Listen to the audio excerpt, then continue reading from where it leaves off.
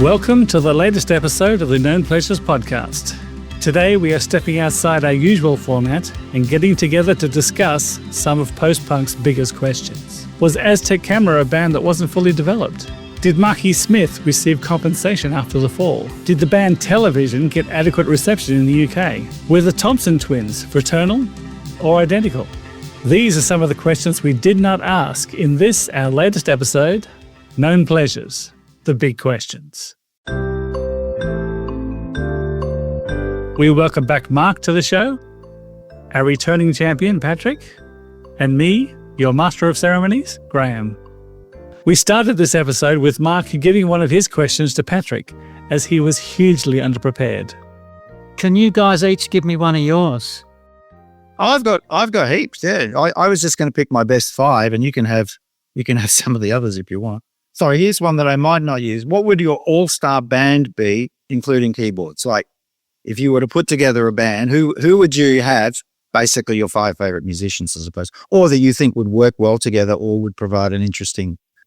Yeah, like you might think this guy would work well. I don't know. I just thought that was a really good idea. Like it is a good one. I love the fact that Patrick is writing this down.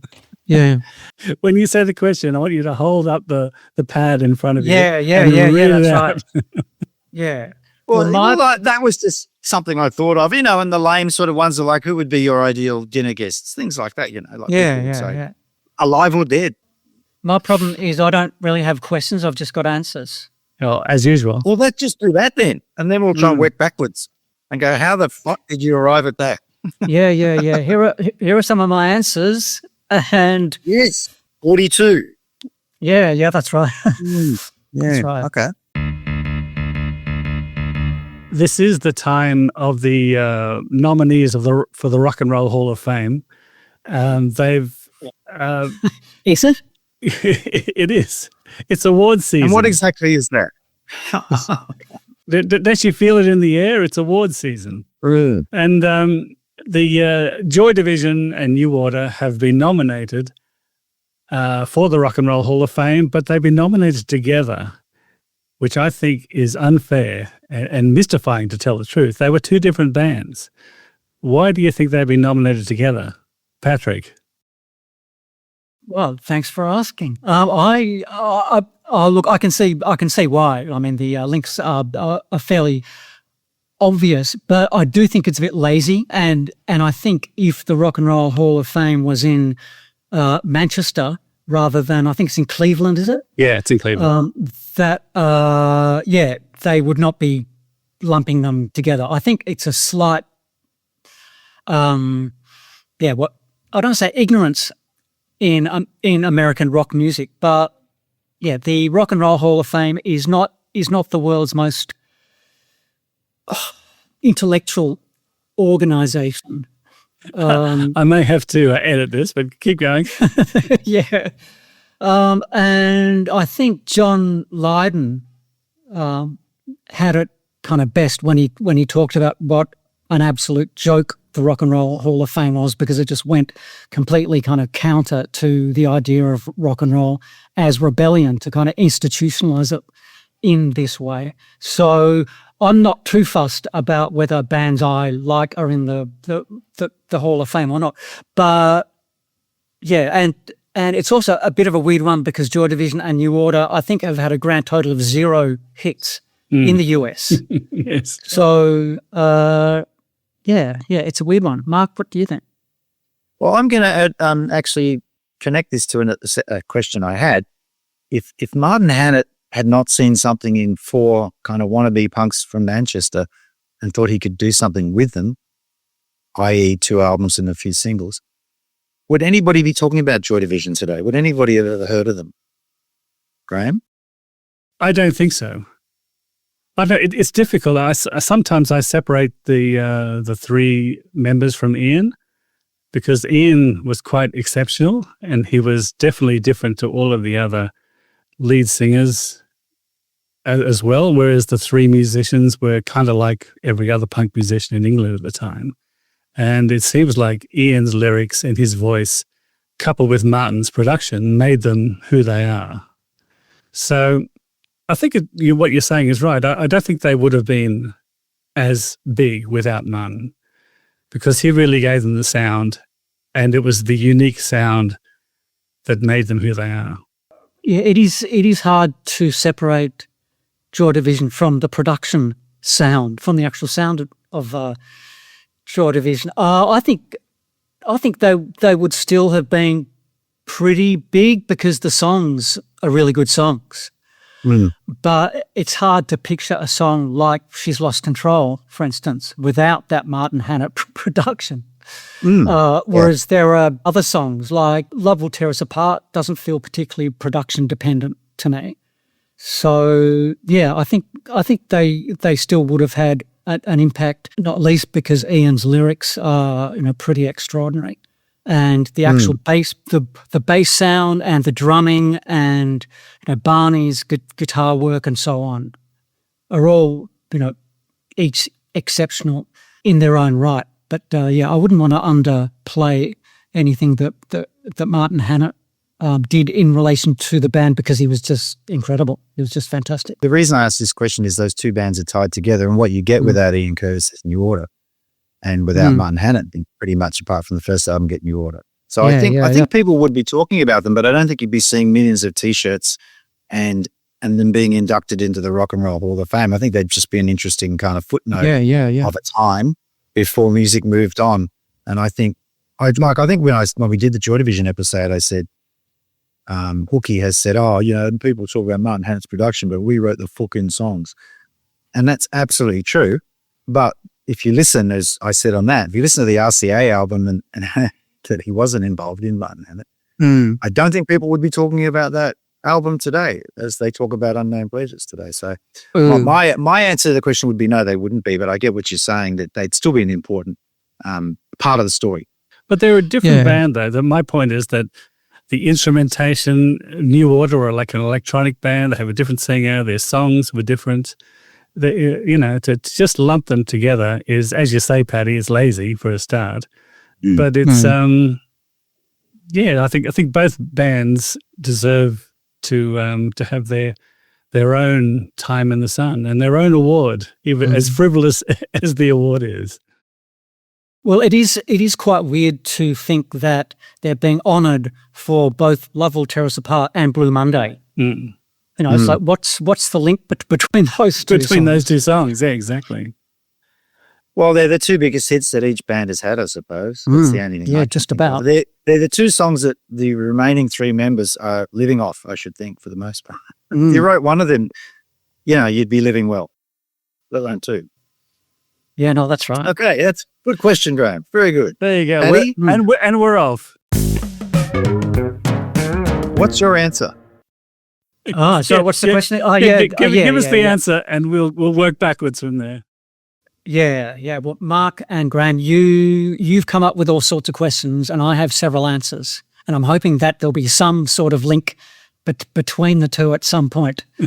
But there are no guarantees. I do have a question. Who do you think had the worst haircut in post-punk? That's an easy one, but I reckon we should try not to put it on the Flock of Seagulls on Mike's score. Well, I almost feel like the electro pop, the new pop sort of era of 82, 83-ish is maybe a bit too easy to kind of latch onto. That's what I mean. Should we take Mike's score out of the equation to make it? Yeah, that's right. Yeah, I did immediately think of the Vapors. Oh yes. Oh, actually, I don't like that. That's a Peridot mullet. I quite like that haircut. Yeah, I know the one you mean. And I think it's also interesting that there are certain hairstyles that kind of looked okay at the time, maybe, but history has not been kind. And I think particularly of Bono. I was going to throw him in there. Yeah. In terms of some of his bad hairstyles, but he has said, and I can't remember if I mentioned this in the YouTube podcast we did, but Bono has said at one point that some people have bad hair days, and he's had a bad hair life. And That's and fair. it's hard to argue with that. And I also would give an honourable mention to Adam Clayton on the cover of the October album in particular, when he was rocking a very weird sort of blonde perm. It was a perm, Type. wasn't it? Yeah. Type. Whereas Larry Mullen always had great hair from the drummer. Yeah. He's always had good hair. What are you going to do? Yeah, that's right. And I'd also like to disqualify people with receding hairlines Yeah. from that equation, because it's not really fair. No. It's not their fault. To the other Yes. the other member of the Score family in Flock of Seagulls, for instance, with his fairly short hair, and Rick from the Jam, people who and I suppose The Edge as well. We don't know what's under that beanie, though, do we? Yeah. I'm going to go controversially, if you don't mind me stepping in. Nick Cave with the Bird's Nest. That Ooh, inspired a interesting. lot of bad goth haircuts. I mean, I understand why he did it, because he sort of reacted against the short hair and went long hair. But that whole thing, Susie may have done it just prior to him, but there was an explosion, if I can say that, of upside down hair. Explosion in the wig factory.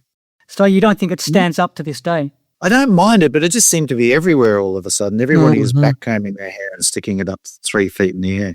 Yeah. Maybe that was too. Can I add my own spin on this, which is I really liked what's his name, Robert Smith's hair when he was young. But Yes. here's my question to you. Should he still be rocking that look now?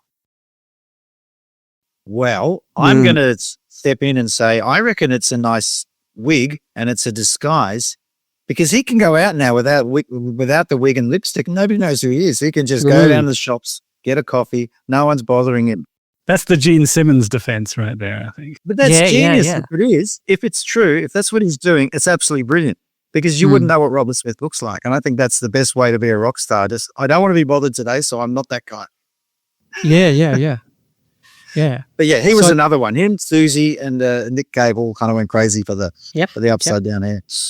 Graham, do you have any? I can't really think of anyone in particular. God.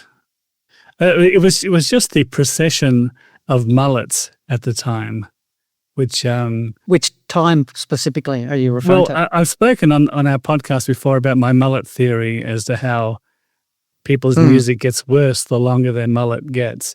And just the other night, whilst we're there, I saw Ivor Davies. It must have been 1988. And he was being from Ice House. From Ice House, he was being introduced. The Australian band Ice House. He was being introduced actually on Countdown, the Australian music show. Oh yeah, I like that show. And he was being introduced by two members of the Suite, who in the late 80s were rocking pretty mean mullets themselves. Oh, okay, yeah. But they had good mullets before that, so they're okay. They're entitled. Yeah, that's they're right. Okay. They're excused. They were early adopters. They've got a mullet pass. I think Ivor Davies in the late 80s period, around the time of Man of Colours, I think, was a pretty horrendous haircut. And I think he was neck and neck with Bono for that around that time. They were both doing the really long, curly. Mullet. They weren't the only ones, to be fair to them. Good question, Paddy. Yeah, good question. Very good question. I've got one that's a bit out of left field, but not really. You're trapped backstage with John Lydon and Keith Levine after Pill's infamous 1981 New York Ritz riot show, where they played behind a screen and the audience went berserk, tearing the place to pieces. They're holed up backstage, apparently doing lines of coke. Who do you call to break you out of this situation? You've got Nick Cave, JJ Burnell, or Peter Hook on your speed dial proto Motorola brick phone. Who do you call? You're trapped backstage, riots going on. You've got Nick Cave, JJ, or Peter Hook. Boom. Who do you call? It's got to be JJ every day of the week, because why is that, buddy? There is no situation that he couldn't fight his way out of with his 8 or into. What was that, 8 degree or 8 is it called degree? Oh, the belt. Don't get it wrong. His Yeah. Yeah. He's an eighth, a Dan. I think it's called a Dan, Dan. or something. Yeah, Dan. yeah. Plus, I'm assuming he would have his bass guitar with him to Probably would. wield as required.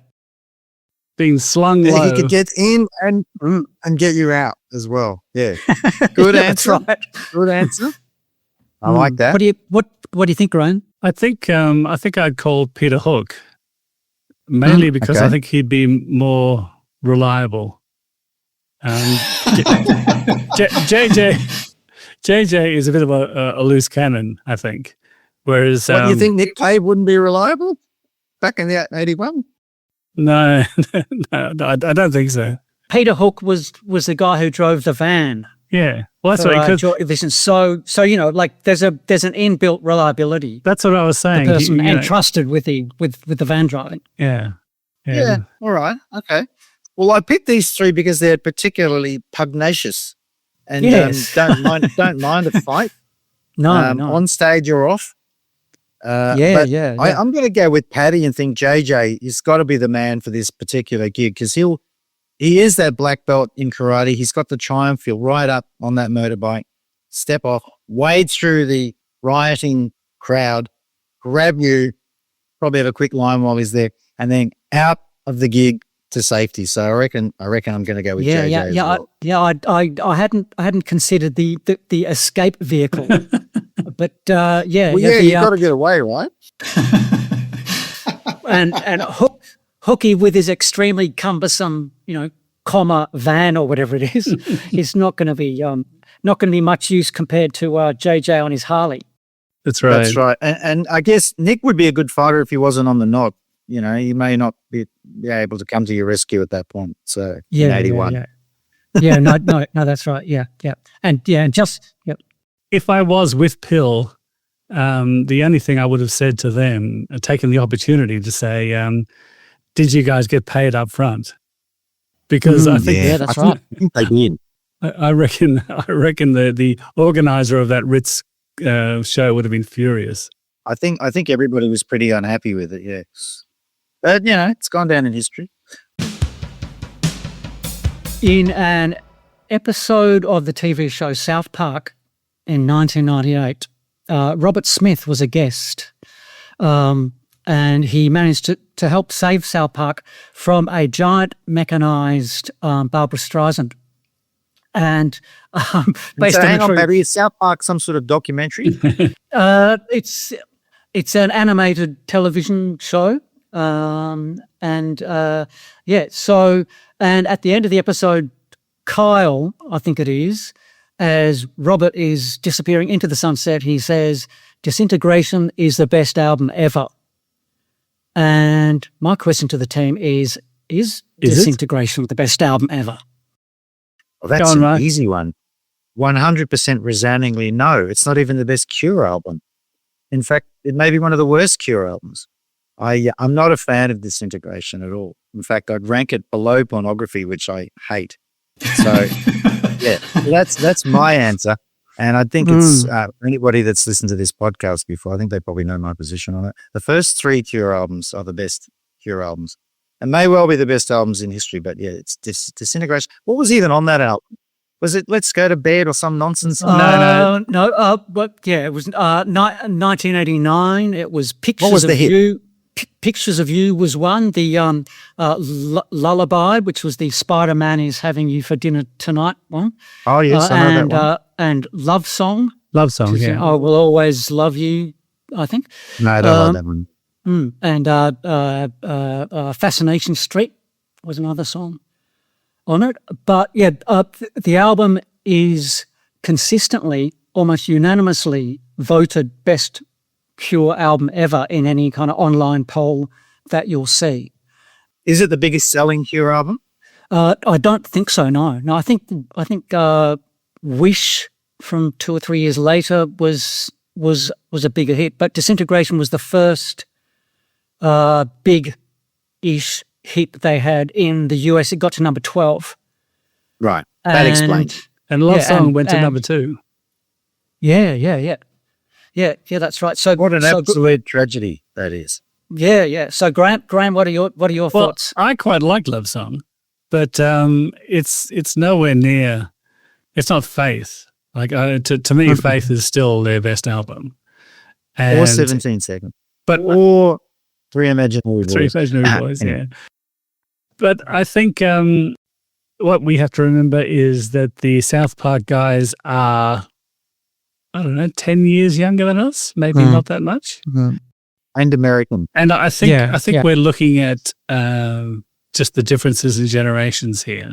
We were at different ages when these things came out. So I guess, the first three Cure albums probably mean more to us than they do to their generation. Or Mark, they could just be wrong. No, they're wrong. Well, the frustrating thing from my point of view is that if you actually lived through it, and we were 14, 15, 16, 17 when the first Cure albums came out, and I remember when Disintegration came out, and I was like 24-ish, and I remember being mildly disappointed that it kind of sounded like a Cure kind of tribute act. Covers band. Yeah, it was. So the previous Cure album, Kiss Me, Kiss Me, Kiss Me, 1987, I thought had some fantastic songs and some really weird songs on it as well, like Snake Pit and Like Cockatoos, and yeah, just sort of, they were just doing whatever they wanted because it was a double album. And I think they kind of thought, or Robert thought, that he should get back on the straight and narrow and just, it feels like an AI Cure album. And so I thought I quite liked it when it came out, but I really wanted to love it. And so the idea that it's become so revered subsequently, and I think it's you're exactly right when you say that it's people who are 10 years younger and probably American, or both, who, Disintegration was, when they were, they heard it when they were 16, 17, 18, let's say. And I'd be curious to know whether, like, just how many people of our vintage think that Disintegration is the best Cure album ever. I think in America, maybe these young kids who discovered the Cure with Disintegration, their older brothers and sisters were listening to Journey and REO Speedwagon and stuff like that. So maybe Disintegration was just something that was really weird to them. Or Absolutely. Yeah. And maybe it was the first Cure album they ever heard. Yeah, I'm sure it was. And but the excitement of the innovation of, well, I would say the first four Cure albums, including Pornographic, just completely unique and staggering to kind of hear them. And you were kind of wondering, where on earth did those albums come from? Yeah. Whereas Disintegration, you can tell where it comes from, and it kind of, like there's been a decade of post-punk where quite a few bands have started sounding like The Cure anyway, and so they're just sort of like back in the pack, to a certain extent. And okay, so I think Kyle, you're outvoted. Indeed. Yeah, I think so. I'm not listening to South Park, an animated television show, for advice about The Cure. No. This is one that Graham sort of suggested, which I thought was great. So I'm going to steal this and take credit for it if it sparks a good conversation. And if it doesn't, I'm going to say, Graham, that was a dud. That was a dud idea, Graham. Why did you suggest that? Is Simple Minds' New Gold Dream or Japan's Gentlemen Take Polaroids the post-punk generation's own Dark Side of the Moon? Addy. How are you defining Dark Side of the Moon in that context? Well, kind of like Pot Smoker's Delight, one of those let me take you on a journey on headphones vibe. I mean, Dark Side of the Moon is completely unique, but it seemed to sum up a generation of 70s kids. In so many ways. Like everybody when I was growing up talked about that album, and I, of course, didn't want to know about it and wasn't interested. Didn't hear it until about 10 years ago. And it is great. It was one of those albums that just like you had to have. It sort of evoked a time. And I'm just wondering whether, I know it's a long bow, but this is Graham's question. The New Gold Dream. This is definitely Graham's question. As I'm switching over to Graham. New Gold Dream or Gentlemen have that I don't know, you can get lost in them, in the Yeah, sonics, in the production, and definitely on the headphones. I never smoked pot, but I imagine it's a pot smoker's albums too. And I just wondered if we had a post-punk generation's Dark Side of the Moon, would those two albums be contenders or potentially something else? That's the question. Mm. Seeing as you asked the question, Graham, you probably got an answer for it. You've just neatly sidestepped answering that, Paddy, by the way. Oh, no, no, you go. I'll thread you after this, Patrick, but I just like to remove the drugs aspect from it because I think it's unfair to compare these albums, because if you went to someone who was in their 20s in the 70s and said, oh, this is our generation's Dark Side of the Moon, and they got stoned and listened to New Gold Dream, they wouldn't think the same because, there was a lot of drugs that went into Dark Side of the Moon. The listeners were on drugs. With the post-punk era, not so much. It was just, we were just astounded at this music we were listening to. Did you know any of our friends in those days, Graham? I knew so. Well, I knew, and I'm not saying the drugs went around. There was a lot of them, but possibly smoking. But it wasn't. I just think it's unfair to compare it in that lens, in that frame of mind.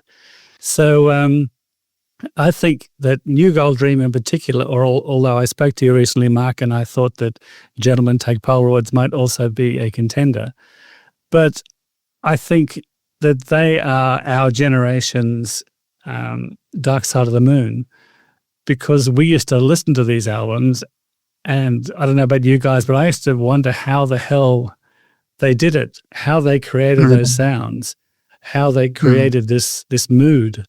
And I, to this day, haven't heard Dark Side of the Moon, but I've heard bits of it. And and I guess I just get tired of old hippies talking about how great Dark Side of the Moon was. And I think our generation, we have our own versions. And I would like to throw my weight behind New Gold Dream. Well, I think there's a real kind of specific soundscape thing that Pink Floyd were trying to do, that, it was music to kind of drift away to, whereas the quite tight song structures of New Gold Dream and Gentlemen Take Polaroids don't lend themselves so much to that. But yeah, both of those albums, as in the Simple Minds album and the Japan album, do have kind of qualities where you're going, is that a guitar? Is that a synth? Is that and the drum production, the kind of the echoing drums and the kind of reverb and delays and all that are so unusual and so specific to those two albums, and they are such complete kind of works of art that I think it's a good comparison to make. Really. And sonically, it feels like there are similarities between Dark Side of the Moon and New Gold Dream in particular, because there are those echoing instrumental sections of New Gold Dream which do have a bit of a Dark Side of the Moon kind of vibe to them. Yeah. I think I was just introducing the pot element to it because it was such a big thing for people to listen to those albums on headphones and kind of drift away. And I'm sure you could do the same to those two, because they are sonically so rich and deep, and there's so much to hear and listen to, and maybe have your consciousness altered by, like a sound that comes out of left field, and you only might hear it once. You might only be featured once in the song, and you go, wow. And they really are both mind-blowing albums and stand alone. I think it's a fair comparison on any feel. I'm glad I asked that question. Yeah, well, there you go. Now you can live it online. Yeah, good question, Mark. Thank you. I refined it. I made it work. Graham, this is the challenge. Yeah, it was, as I recall, it was pretty half-baked in its original form. Boom. You guys ready? Ready for this one? I'm ready. Strap yourselves in. After the demise of the Jam, should Paul Weller have given Bruce and Rick the opportunity of replacing them to keep their careers going, which is what wound up happening anyway many years later? So basically, did Paul Weller have an obligation, or to allow these guys to keep going with a different lead singer, and would the fans have allowed it? Maybe. But I don't understand that he didn't allow them that. But do you mean that they couldn't have continued as the Jam? Yeah. That should have been an option.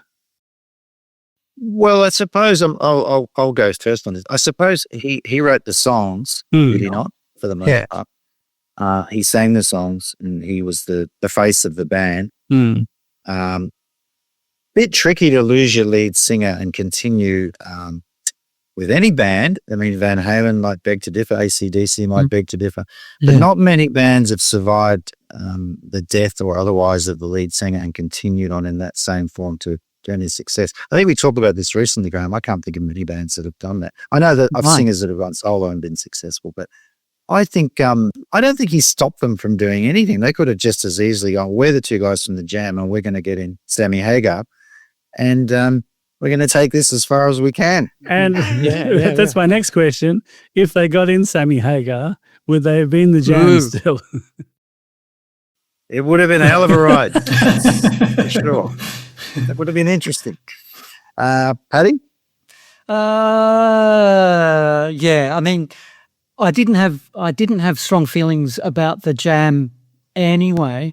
I would have liked to have seen them continue with a new singer though. That would have been quite something. John Lydon, for instance, could have been entertaining, or Mitch Ure. He's always available. He was always around. Mitch is up branding. Yeah. Actually, Mitch, definitely Mitch. Yeah. Okay.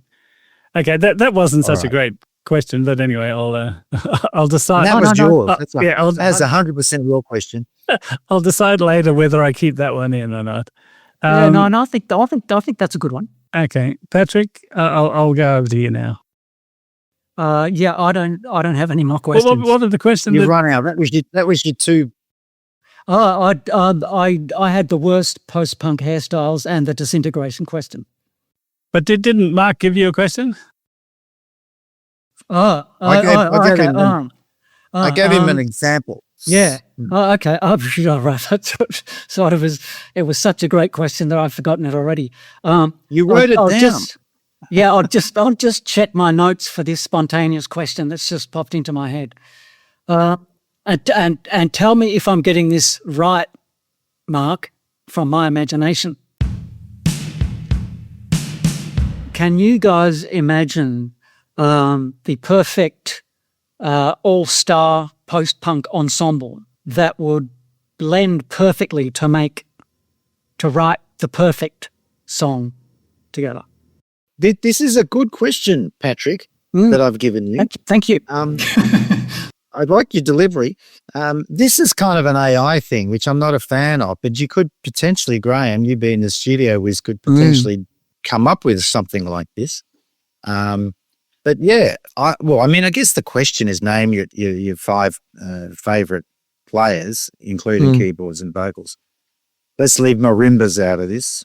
And whether they would gel together is a whole other question, but it's kind of that's a fantasy football question. What's your favorite lineup? Yeah. I'm going to give you guys time to think about it while I step into the brief. Yeah. I'm going to put Derek Forbes on bass, and that's a really, really difficult position to play. It's a tough one. There are so many fantastic bass players. There's a good 6 to 8 players that could be in there. Hooky, JJ, so many players. Mick Kahn. But I'm going to go with Derek because I just think his bass lines, Derek from Simple Minds, his bass lines are so unique, and he plays them like a guitarist, which he was originally rather than a bass player. So he doesn't just play the root note and move around. He's playing rhythms, he's playing melodies, he's doing things that you just go, where did that come from? It's particularly on their amazing period of Sons in Fascination. Either side of that album as well. They're just incredible bass lines. Almost every song is driven by this jaw-dropping bass line. So I'm going to give the gig to Derek. On vocals, I'm going to be probably a little predictable. It's a tough one as well. I'm going to be a little predictable, but I'm going to go with Ian Curtis just because if you want a lead singer to be a tortured genius that no one understands with poetry in his blood, that then kills himself at the height of their powers, there's only one contender. It's Ian Curtis. And his voice, I've been listening a lot to Joy Division recently. His voice it's just got something about it, especially when he in the latter stages of their career, when he starts to do the baritone sort of Frank Sinatra sort of stuff, like on Atmosphere. There's just nobody else like it for me. I'd like to see how he would have been in a different band, which of course we'll never find out. Keyboards. This is a tough one. So you've got plenty of time to think about your answers, and you can have the same answers as me if you want. Yeah. I'm thinking probably it's a bit of a weird one, but Nick Rhodes was a really interesting keyboard player. I really liked him, but I think it's going to be Mick McNeil. Yeah, just because again, I just could never understand what he was doing, and it was so unpredictable and so interesting, and so it's added to the song's textures. Never took over, was never front and center, never showy. And I really liked that about what he did. It just added so much color and left room for the other instruments. Probably why I would give it to him. Dave Greenfield, for example, was a fantastic player, but it's so unique to their sound that maybe he wouldn't be able to play. I mean, the fact that he could play with other musicians was because he was so showy and so good. Guitar, I'd love to say Robert Smith, but only for the first few albums, because when I first heard Robert Smith, I was learning to play myself, and I was playing bar chords and doing the punt sort of stuff. Robert Smith didn't play bar chords; he played these weird open string things but with weird stereo notes. I still don't really know what he was doing on those first three albums. It's just incredible. Completely unique, and I would love to know what his backstory was to arrive at that place, because I mean, I think we can all say when we first heard, the first album, Three Imaginary Boys or Boys Don't Cry, whatever you're going to call it, the guitar was completely different and very unpumped and very clean and dry, not really distortion on it, but lots of notes and lots of interesting chords. So I think I might have to put him in there. But again, a very, very crowded field. Not very easy. Which leaves drums. That's a really tough one. Is it going to be Steve Jansen of Japan?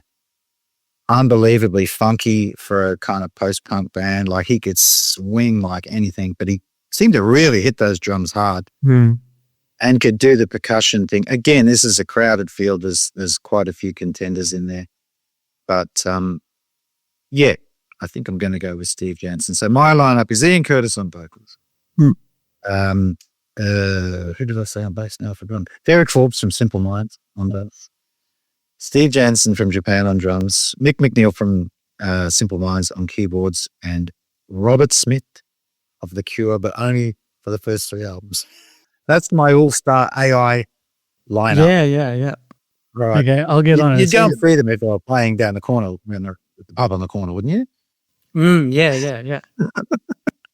I would agree with several of those. Probably Steve Jansen, Mick McNeil, and Derek Forbes. And I think what's interesting about those three is that there's a kind of a signature sound, I suppose, for them. But if you listen to the earlier albums of Simple Minds and Japan, those guys could play all sorts of different stuff. So Steve Jansen could really rock, in a kind of a 4/4, kind of way if he needed to. So there's real versatility there with all of them. I think Steve Norman from Spandau Ballet needs to be on the bench because he can play some. Oh, I didn't think of that. Yep. He can play so many instruments that it's like he's ready. He's ready, willing, and able. As far as vocals go, it's tough. Maybe Jim Kerr. I'm not 100% sure.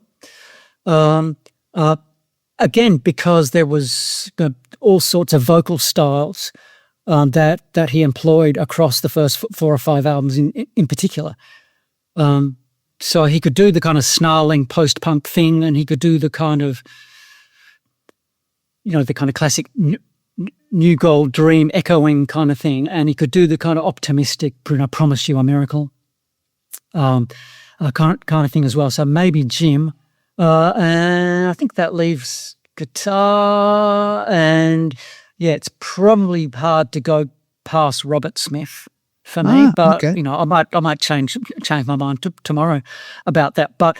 And for me, that is across more than the first 3 albums. He was able to do all sorts of interesting stuff, including some pretty kind of heavy metal sort of stuff if he needed to.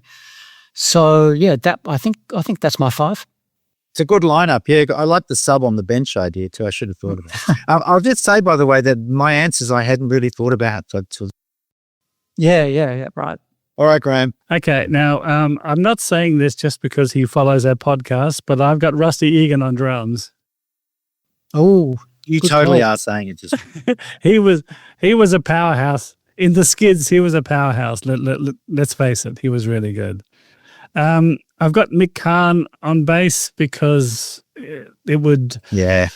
Everything that he does kind of stands out, not just with Japan, but stuff he's done with Midge-Ure and who's your mate, Patrick? Why can't I think of our friend's Electric? What's his name? Gary Newman. Gary Newman. Yes. Oh, yes. And Pete Murphy from Bauhaus. Yeah, Pete as well. Murphy, yeah.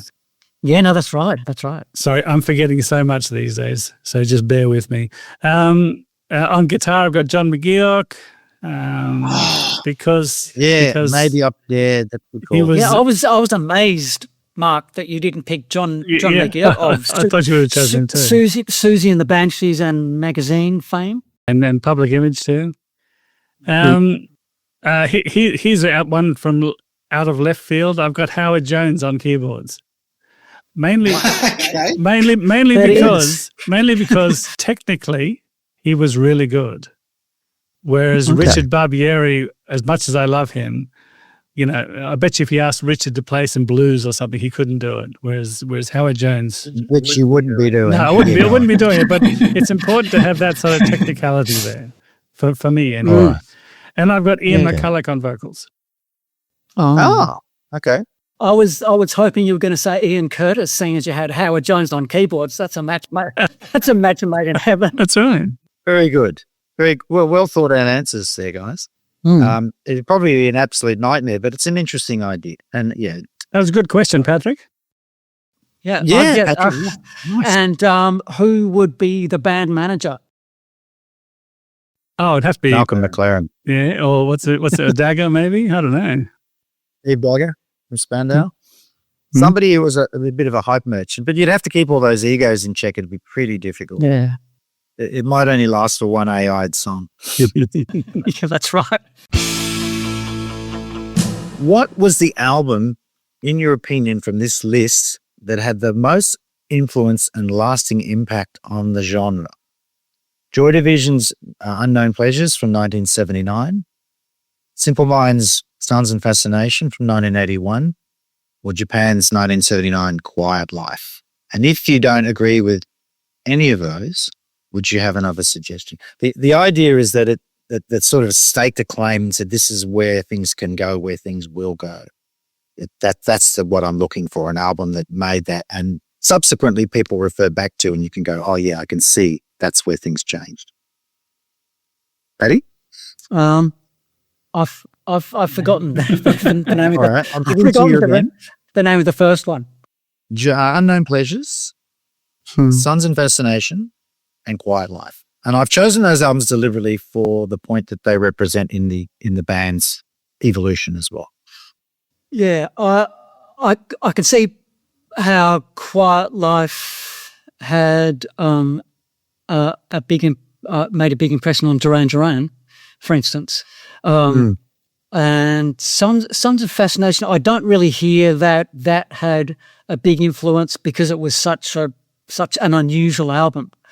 And even Simple Minds didn't try to replicate Sons of Fascination after they did it the first time. So probably Unknown Pleasures I don't know how much of an influence it was, because I'm not picturing that there were lots of bands who subsequently sounded exactly like Joy Division. Although there was a band called The Wake who were on Factory, and I think they had a little bit of the Joy Division kind of vibe to them. Probably Unknown Pleasures. Yeah, I'd have to agree. Unknown Pleasures, I think, by far. When you look at the editors and Interpol and all these people today. Mm. Oh, the most recent post-punk revivals, most definitely. Yeah. A lot of people, I remember Robert Smith saying at the time about Unknown Pleasures that when he heard Joy Division, he was like, right, well, the game's just changed, And you can hear, obviously, very, very big Joy Division influences in subsequent Cure albums, particularly Fate and Phonopathy. Mm. But I would probably agree over the course of the, whatever it is, 40 or 50 years, Unknown Pleasures has had the longest tail, if you like. Yeah. I think we can agree with that. Okay. All right. Thank you. Thank you for your time. Certainly these days, if you think of, there will be bands who sound like Joy Division till the end of time. Yes. And Martin Hannett has a lot to do with that. Again, that was back to my very first question. Without Martin Hannett's production, I don't think that influence is anywhere near as pronounced. I mean, it's not the only thing. I keep saying that, qualifying that, but yeah. No, okay. and I would probably include a band like The Cure as well, like an album like, let's say, Faith, as being massively influential in a way that maybe not a lot of post-punk albums have been. Mm. Has there ever been a music genre that relies so much on being there as post-punk? Because when you look at like the British invasion bands, the psychedelic movement, glam, 70s rock, then into hip-hop and grunge and everything, you can see what's happening and you can kind of understand what it's all about. But when I talk to young people about post-punk, I often find myself saying, well, yeah, you really had to be there, because it was something that was so reliant on what happened just before it, which was punk. And a lot of people knew about punk, and a lot of people didn't really care about it. We didn't like it. Didn't like it in broader society. And then probably the next big thing to happen for a lot of people was hip hop in America anyway, hip hop and then grunge. And it's like, sometimes I feel like post-punk has been overlooked by a lot of people. I would answer that by saying you always had to be there. Like, I don't think you can understand the 60s unless you were in the 60s, and I wasn't. I was a child. So it doesn't have the resonance. But you're right, without punk preceding it, it doesn't make any kind of sense. And when sometimes I mention the terms post-punk to people, they think I'm talking about after Green Day. It's quite bad. It's like, no, you don't understand. Well, or they think you're talking about punk. And I think one of my other questions was, is post-punk the most important musical era ever? And if not, why? So that obviously is how I feel about it. But yeah, I think you're right. You had to be there. You have to have the reference points. You have to see what came before. But I would say that post-punk's importance is understated, but it is more recognized now than ever before, because all of these bands that still have a long life, like The Cure and Depeche Mode and others that came out of it, are still going. And people talk about punk, all these sort of reverential terms, which they didn't at the time. I remember people just thought it was a fad. It was a fashion. And whatever, and after it was just going to be another fashion. And post-punk is unique because it's more important than what actually caused it, which makes it interesting in itself. But yeah, I think you're right. The original question is you did have to be there, but I think that's actually true of any era of music. Okay. Well, ironically, post-punk was probably at its lowest level of popularity immediately after post-punk happened. Yeah. When everyone went back into more sort of singer-songwriter mode and more guitarish, REM sort of stuff, and U2 as they got more pop became popular and pop was okay again. Yeah. I would say that for me, the music that I find most difficult to relate to in terms of how revolutionary it was the very early rock and roll music. So Buddy Holly, people of the Beatles era, Paul McCartney and so on will talk about how incredible it was, like Buddy Holly's music, and the Big Bopper, of course. R.I.P.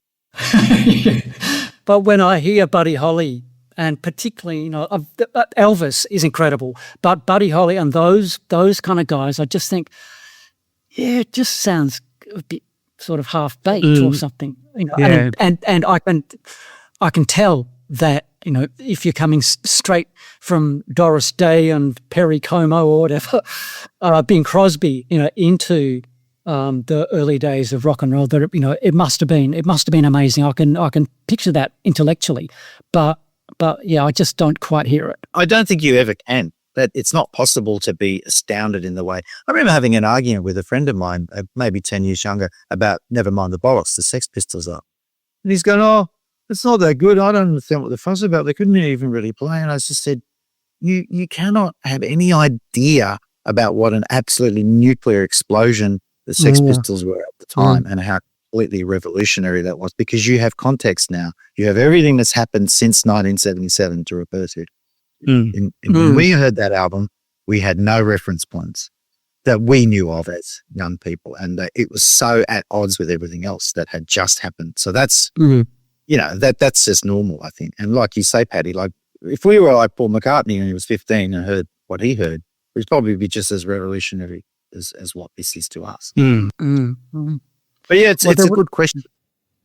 Well, there would certainly, in the wake of punk and post-punk, there were bands who I didn't really know much about. I didn't really listen to them, but like, I don't know, Black Flag or those kind of. So I don't even know. American punk acts. Bands who played at almost literally twice the speed that the Sex Pistols played at. And Never Mind the Bollocks is a very kind of mid-paced album. Yeah, indeed. And quite sort of gentle, in some ways. It's kind of melodic and it's, not so much. It's a caring album. It is. It's a Especially jaunt. bodies. Especially the song body. It's like a day trip to Bangor. It's Just a lovely. bit faster. I've got one I think it should be the final question. I'm out as well. So, all right. Well, Paddy, you were out before we started, so thanks for coming along. Yeah. I barely even made it in with your 2.5 questions. The reason I wanted to do this podcast, the idea I had for it was basically sort of a hypothetical thing, and this is the question that started my thought process. And I'm going to throw this out at the end here. So. The gist of it is, and it'll take a little while, but taking into account the whole pre-existing Ramones, CBGB's television scene in New York in the mid-70s, without Malcolm McLaren coming to New York, to Madison, New York Dolls, and seeing Richard Hell and that whole scene, proto-punk scene, without Malcolm McLaren seeing that and thinking, hang on a minute, maybe I could do something back in the UK, but adding a political element to make it, I don't know, because he was into this whole political sort of stuff to do with music. If he hadn't have done that and gone back to England, put this band together, subsequently called punk, would that have happened anyway? Would something like that have happened anyway? Was music just ready to be changed? Were we just all sick of what was already there? And subsequently post-punk, obviously, afterwards. But was the time just right and he just happened to luck upon it? Great. Thanks for throwing to me. It's a hard question because obviously I think that something else would have happened. But what? Young people in the UK were unemployed, they were fed up, and punk was just right for that time. I can't imagine glam having a resurgence or... Maybe ska would come back. Yeah. Or maybe reggae, a bit of reggae as well because of the Caribbean influence on UK Well, that was culture. unique to England. That's right. The US didn't have that. The US didn't have a political element to the punk and it didn't have a look. to punk. Malcolm McLaren gave it that whole situationist thing, which was about rebellion, which was about overthrowing the government. And he also gave it the Vivienne Westwood style. I know Richard Hell had some of those elements that Johnny Rotten took on, but Vivienne Westwood gave the entire movement a look. And so it was a unifying thing that everybody could rally around. I don't think the New York bands had anything really. They were just kind of like boring looking. And so they had some great songs and interesting stuff, but Richard Hell aside, they all just look like your average yobbos to me. Vivienne Westwood with the various incarnations of the clothes shops that she and Malcolm ran. It's hard to overestimate. Not underestimate. It's easy to no. Hang on. Is it hard to overestimate? It's impossible to overestimate. This is the problem I had. Go on. Can you just estimate, just in the middle? Yeah. Actually, I'm going to attempt to estimate. Yes. How significant the fashions were. I mean, Vivienne Westwood, as you say, it's like the look was absolutely crucial to the whole thing, and what an amazing look or range of looks it was. But because it wasn't just one uniform, it was just a whole kind of range of possibilities, and all of those bands of that time looked. John Lydon looked amazing, and he had all sorts of different looks himself. Really? Kind of a quite rockabilly one at certain times. Was it that sort of thing? As well as the kind of classic. When he was getting beaten up by Teds, I think he kind of appropriated the rockabilly look for a while. Yeah. Bit of irony. Yeah. As well as the kind of classic spiky hair, and then the mohawks and the zips and just tons of different stuff. And so I think I wonder whether if you were asking who was a bigger influence on the punk scene, Malcolm McLaren or Vivienne Westwood, it would be a fairly closely run thing. I'd say that they were equally influential, because without the political aspect to rally around, it's just another musical movement. And I'd go so far as to say music lacks any political interest in itself these days, apart from the odd band. Public Enemy were one of the famous bands that fused hip-hop with politics, but most bands steer clear of it because it's dangerous territory. Whereas punk was all about that. If you didn't have a political view, and if it wasn't left-wing, you were not invited to the party back then. And as we probably all remember, it was rigidly enforced. So that's an interesting marriage of, as you say, the style, the music, and the politics, which coalesced into this 18 months of what we know as punk, which then turned into the music that we talk about today. But without that, would any of those things have happened? I know it's a hypothetical, but I just find it interesting to. I was just thinking that maybe synth music would have been the new punk.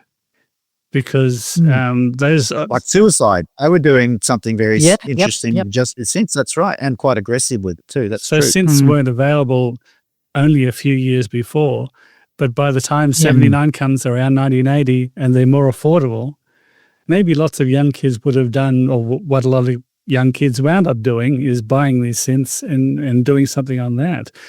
How it would have sounded would have been unusual, because if punk didn't happen, punk kind of made it okay for us to not sing perfectly and to not play perfectly.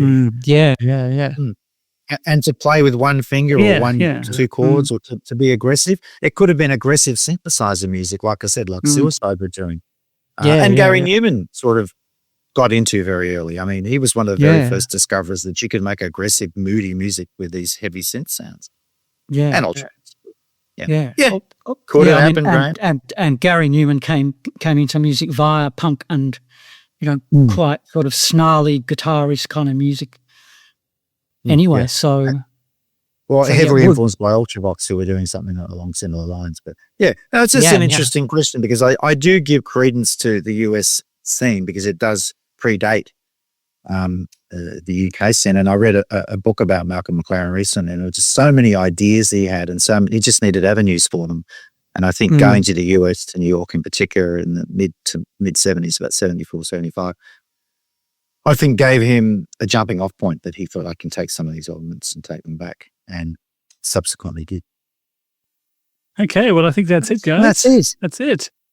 I just realized that at the bottom of the screen it says Mark, Patrick, and Graham Hunter. I don't know why my last name appears there. I think maybe when you signed up the very first time, you put your whole name in there rather than I just feel a little bit more exposed at this point, because you. Yeah. And I can see your address actually too. I don't know what concerns you at all.